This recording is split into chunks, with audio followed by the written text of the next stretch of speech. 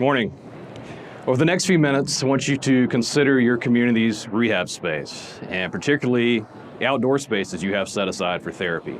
Are they amenities? Is it a place you yourself want to go if you didn't have to? Well, let's look at what the trends are showing for the three generations that are in our continuum of care. From the silents down to the boomers, each one brings their own specific requests and tastes and desires to the table.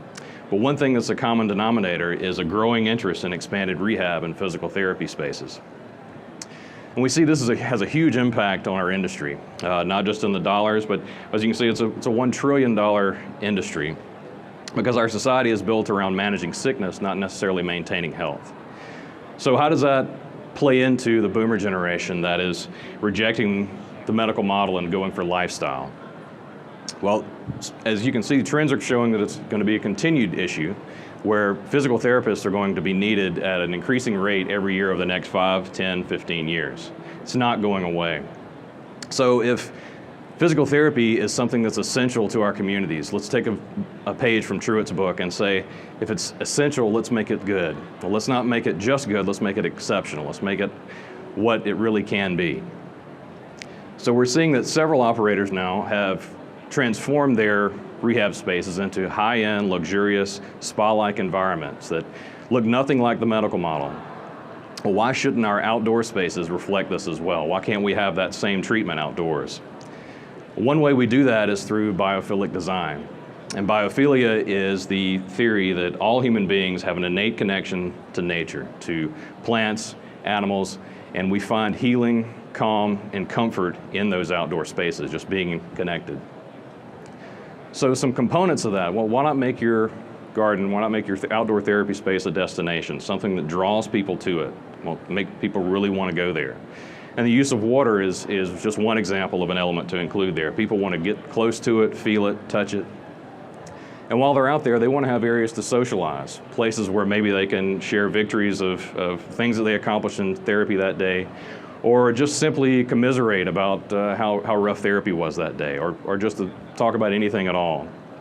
Well, on the flip side, we also want to provide spaces for quiet reflection, where residents can get away with their thoughts, maybe mentally prepare themselves for what's coming tomorrow, reflect on what they learned and what they need to learn to do tomorrow. So let's say you have this great outdoor space, but your resident just is physically unable to visit. They can't go outside, or there's inclement weather. Well, studies show that just having a view to an outdoor space such as this has the same effect mentally and physically to their overall well-being. And of course, we also need to provide spaces for the activity itself, whether it's group activities such as gardening, or maybe it's one-on-one with a horticultural therapist to do things that are really therapeutic but don't feel like they're actually going through the motions of therapy. And above all, we want to make sure we provide these residents a place where they can feel like they're in control of their surroundings. They don't want to be out away from the doors where they feel like they may fall or may get lost, may not be able to find their way back. They want to feel like they're in control of their space.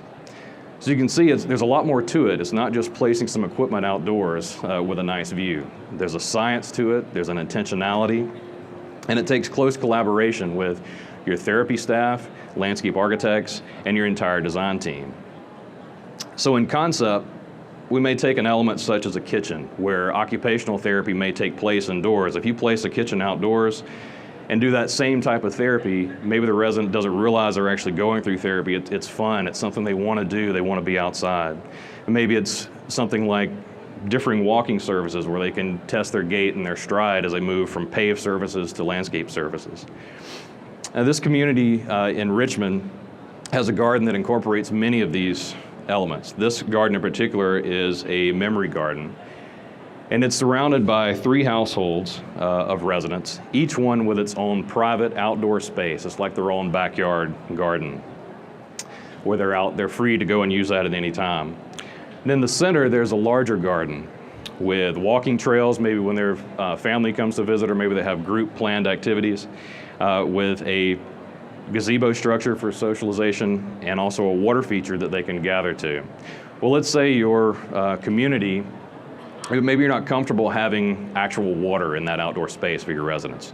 There's ways to simulate that and give that same feel, and also let your residents enjoy that feature as well. So just to sum up, there are several things that we can do. We can recognize the trends that are coming, plan early on, and get your design team involved early on, and let's make a garden that's a destination, not an afterthought, and make it practical, attractive, and an environment that creates experiences. Thank you.